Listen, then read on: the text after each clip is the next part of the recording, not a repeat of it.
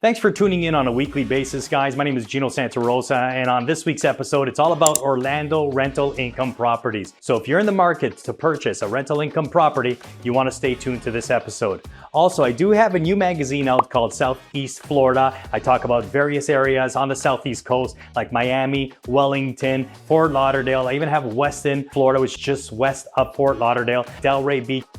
I have Boca and Palm Beach Gardens. If you're interested in having a copy of my brand new magazine, hot off the press, just put in the comments below interested and I'll send you a copy of the latest magazine. But let's get into this episode about rental income properties in Orlando, Florida. If you've ever wondered how much you can make on a rental income property, this episode is for you. If I hadn't known about these tips on Orlando properties, my rental income would have been in the millions by now. And with my background in real estate investment, I've uncovered why Orlando is a rental income haven. But until you learn what the top 1% of the investors know, you're bound to fail in this highly competitive market. And so in this video, I'll be talking about the potential yields you can get from Orlando's rental market, figure out why Orlando is outperforming other cities in terms of rental income, and guide you on the best type of property to buy in Orlando, which will maximize your gains. For those of you who don't know me, I'm Gino Santarossa. I'm a certified realtor here in Florida, helping people make the move. And if you watch until the end, as always, I have a bonus tip for you that you will most certainly thank me for. So without wasting any more time, let's get started.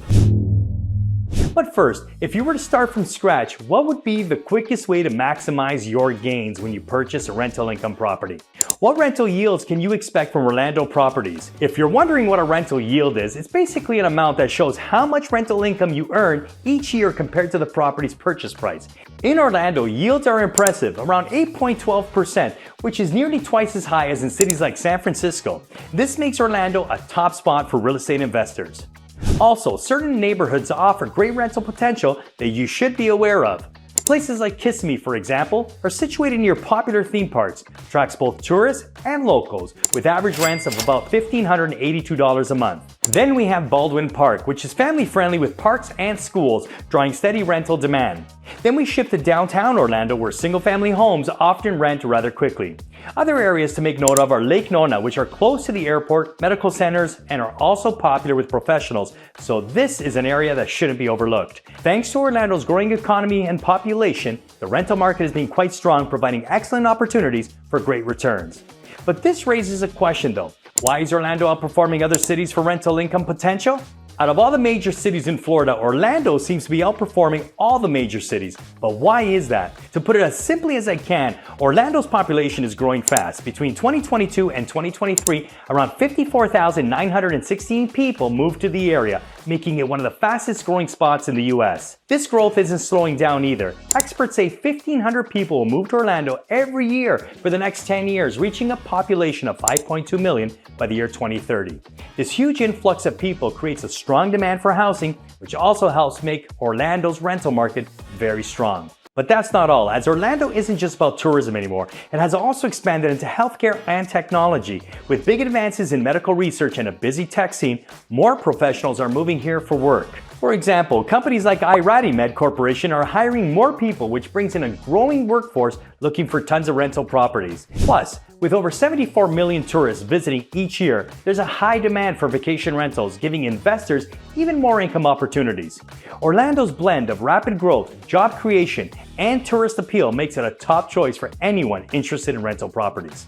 But this makes me wonder, what's the best type of property to buy in Orlando for consistent rentals? This is a really interesting question, and knowing this would be a game changer for anyone that's looking to invest in property here in Orlando. Investing in Orlando's rental market can be very rewarding, especially when choosing property types that tenants love. Single-family homes are popular, especially in suburban areas where families and professionals enjoy the extra space and privacy. These homes not only rent well, but they also usually go up in value over time, making them a strong choice for long-term gains. Condos and townhomes are another good option because they require less maintenance, as many upkeep tasks are handled by the homeowners association. Their affordability, like amenities, pools, gyms, appeal to young professionals and small families. Multi-family properties though, like duplexes or apartment buildings, offer many more opportunities with multiple rental units in one place, and investors can earn consistent income and save on maintenance costs. To keep tenants happy and coming back, it helps to pick properties near schools, shopping areas, and major employers so tenants have shorter commutes. Areas with nice parks, good security, and a friendly vibe also help retain renters much longer. By choosing the right property types in the right locations, investors can enjoy steady rental income and high occupancy in Orlando's busy rental market. This makes me wonder, which is better though, short-term or long-term rentals? How do short-term and long-term rental markets differ in Orlando? This aspect of the rental market is the most important, yet somehow the most ignored. So let me explain. Imagine the Orlando market as a big library, and there are a multitude of books. There are books that are hundreds of pages long, while some are relatively short. Which book would you pick? It all depends on what you're there for, right? The purpose is different for both cases. Similarly, the short-term rental and long-term rental markets in Orlando are quite different, and there is no objective right or wrong answers. Short-term rentals are popular with tourists and business travelers who want to stay near attractions like theme parks. These rentals usually charge higher nightly rates, especially during busy season, and allows owners to change prices for special events. However, short-term rentals can have ups and downs in demand, meaning income isn't always steady. Plus, owners need to keep up with special rules and taxes for short-term rentals. Long-term rentals, on the other hand, cater to families, professionals, and students looking for stable housing. These properties provide steady monthly income and lower costs from less frequent tenant turnover. But long-term rents can change, with the market sometimes affecting your earnings. In Orlando, short-term rentals benefit from the area's booming tourism, while the growing healthcare and tech industries boost demand for long-term rentals as more professionals are moving into the area. Choosing between these options depends on your goals at the end of the day. Short-term rentals work well for high flexible returns, while long-term rentals offer more consistent hands-off income. But even with all this knowledge, you just might fail in the Orlando market if you don't know this one thing. If you guys haven't subscribed yet to the channel, please do so by hitting that bell and clicking subscribe. That'd be great, as I'm looking forward to getting 300 subscribers before the new year. Let's get right back into the episode. What should first-time investors know before diving into Orlando's rental market? When investing in Orlando's rental market, understanding the rules and taxes is very important. Orlando has zoning laws that decide where different kinds of properties can be used, like whether a property can be rented short-term or long-term. These rules are important because they can affect how you can rent out your property, so checking out with the local ordinances helps you stay within the law.